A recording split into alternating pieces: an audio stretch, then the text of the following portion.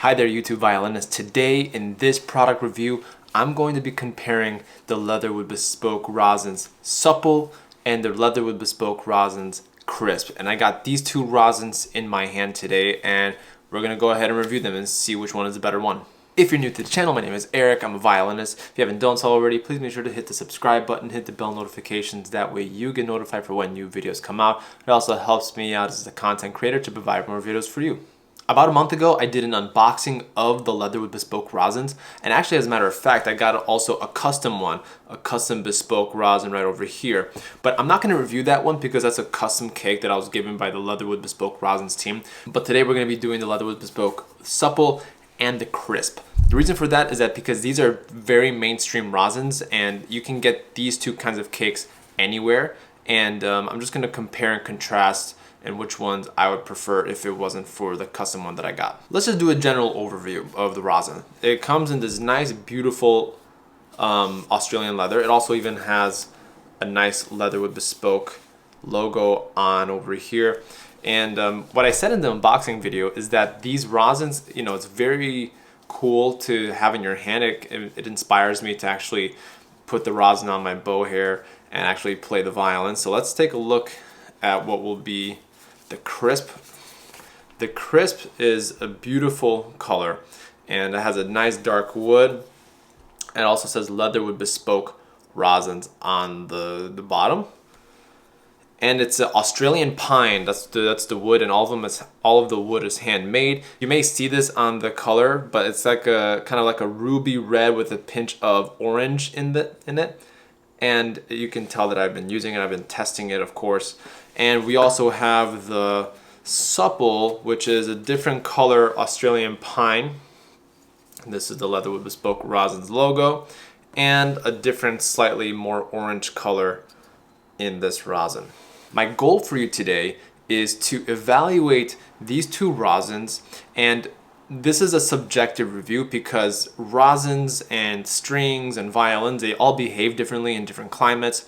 I'm gonna give you my best assessment of these rosins based on my conditions in where I live and the violin that I play on, the strings that I play on, and the bow that I use to play on. I've established 5 categories for these rosins and hopefully for future rosin reviews. The first one is the grip, the second one is the volume, the third one is the blend, the fourth one is the tone, and the fifth category is color. Based off the score, it's going to be a 1 out of 10 on each category, so I'll do my best to describe each rosin as best as I can. First up, we have the Leatherwood Bespoke Crisp. So you'll notice that right over here, you'll have a VNC. The C stands for Crisp, VN stands for violin, of course, and the grip on this Crisp rosin is amazing. So if you're looking into having like a solo sound, you need to project in the big hall, the Crisp is a good solution for you because it has that grip that you want, especially if you're playing something like in the likes of Brahms Violin Concerto or Prokofiev First Violin Sonata. Or if you're a fiddler, not a classical musician, I feel like this would be a very good solution for you to have the most grip. So in this category, I'm going to give the grip a 9 out of 10. Next category is the volume. The volume of, you know, putting the rosin on your bow has like increased my violin sound twofold. I think that if you are, again, a soloist and you're trying to project over an orchestra and you're trying to get sound all the way to the end of the concert hall of like maybe 2,500 to 3,000 people, this is your rosin for sure. So for the volume category, out of 10, I'm gonna give it a 9 out of 10. So the blend is the next category. Blend, you're not gonna get that much blend. If you're gonna be using this rosin for chamber music, I highly doubt you're gonna get a lot of success from this rosin just because it'll make your violin sound stick out a lot more, and the blend, you're not going to be able to blend as much with another violinist or another chamber musician in your quartet, chamber ensemble, etc. However, the Crisp may work for you differently. You know, for me and my violin and my instrument, it did not work as well. So for the blend category, I'm going to give the Violin Crisp a 6 out of 10. The next category is the tone, and you're gonna get a nice tone from this Violin Crisp rosin. And the best way I can describe it is that you are getting a lot of bass in your sound. So I like to categorize sound in like, treble, mid, and bass. You're going to get a deeper bass sound coming from the rosin, not so much treble. And that's the reason why I'm going to give a 7 out of 10 for this particular rosin for the tone, just because I kind of want everything in my rosin. I want a little bit of bass, I want it to project and have that nice tone in the mid and the treble. Last but not least is the color of the rosin. Not the color as in like the actual physical color of the rosin, but the actual sound color, the color palette of the rosin.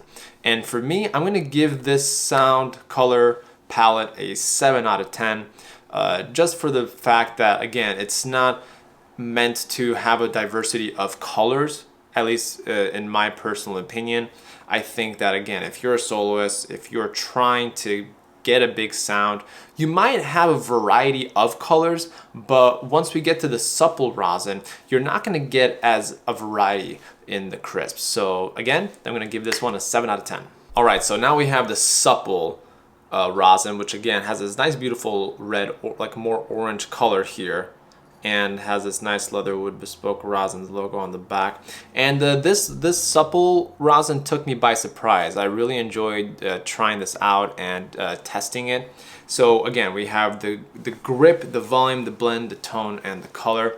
And I'm gonna give the grip an 8 out of 10. And it's 1 point lower than the crisp Violin rosin, just because I feel like this supple rosin is designed for chamber musicians, for orchestral musicians. The clicking, the crispness of the sound when you're setting from the bow, you're not going to get as much of that in the supple rosin as you are in the crisp rosin, but I really didn't mind that. So again, you do notice a difference though. I'm going to give this one an 8 out of 10.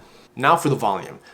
Again, this rosin is primarily designed for orchestral musicians, chamber musicians. So the volume that you get from this rosin is going to be a 7 out of 10 in this category. But I really didn't mind that because a lot of the playing that I do is sonata playing, chamber music, orchestral music. So you really don't want to stick out too much in a section, but you want just enough sound for you to carry in those groups. So again, 7 out of 10 for the volume. Let's talk about the blend, which is the next category for the supple. This is probably one of my favorite when it comes to blending with another musician, when it comes to orchestra, chamber music, etc. The blend is really, really awesome on this rosin, and I'm going to give this one a 9 out of 10, which is a very high score for blending, and I don't find too many rosins that do it as well as the Leatherwood Bespoke, because like the Gustave Bernardel or the Pirastro Olive, those are like designed again for like thicker, more meatier sound, and you're gonna get that crispness. But when it comes to the overall tone, you're gonna get a nicer sound. As a matter of fact, I used the supple rosin when I was at a gig in South Carolina in Charleston, and I'm also going to leave a card up here for you to take a look at that travel vlog because it was a fun gig. But I used this rosin, and of course, for those of you who know South Carolina, it's a very humid climate, very sticky. Even for this supple rosin, it was able to, give me the sound that I want. I didn't have to put too much rosin on it just for me to get a good sound out of it. And I also did like a recording session, and I found that the blend with this rosin really, really did well when it comes to chamber music. So again, gonna give this one a 9 out of 10. Next category is the tone for the supple, and I'm gonna give this one an 8 out of 10, just because it has the categories of the sound that I usually look for: the mid, the treble, the mid, and the bass. And I found that by using this rosin, I got a little bit of everything. So that's why I'm gonna give it an 8 out of 10, which is actually 1 point more than what I gave the crisp. And last but not least, we have the color category. And I'm gonna give this category a 9 out of 10 because I was able to really manipulate the sound on my violin, and it was super effortless. It wasn't as easy for me to adjust the color on the crisp. So this supple rosin has really done the job for me. I'm able to go, pianissimo and make sure that sound is really, really transcendent in the concert hall.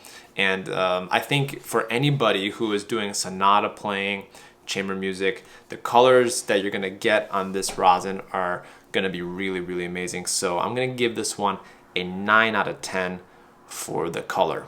So which rosin is the better rosin? Is it the Crisp or is it the Supple? Well, again, it depends on the kind of playing that you're doing. If you're a soloist, I'd go with the Crisp. If you're doing chamber music, sonata playing, you're more of like a recitalist, I would go with the Supple. Let's take a look at the score. So the Crisp gets a 31 out of 50 based on all the 5 categories that I've given the rosin. And for the Supple, I gave it a 41 out of 50. So the best overall rosin, in my opinion, is the Supple. But again, I look for different things as a violinist when I'm playing. So let me know in the comment section, do you prefer the Crisp or do you prefer the Supple? Or if you do have one of these rosins, which one do you like and which one have you tried? Or better yet, have you even tried making a special bespoke rosin one, which is the one I have over here? Personally, if I had to choose between the 3, I would of course choose the custom one because that is a 60% Supple recipe and 40% Crisp. But again, the reason why I did these 2 rosins because these are more mainstream to market and these are more accessible. Thank you so much for watching the video. If you liked the video, please make sure to hit the like button, hit the subscribe button so that way you get notified for when new videos come out. Again, this helps out the channel to provide more videos for you. Thanks so much and I'll see you in the next one.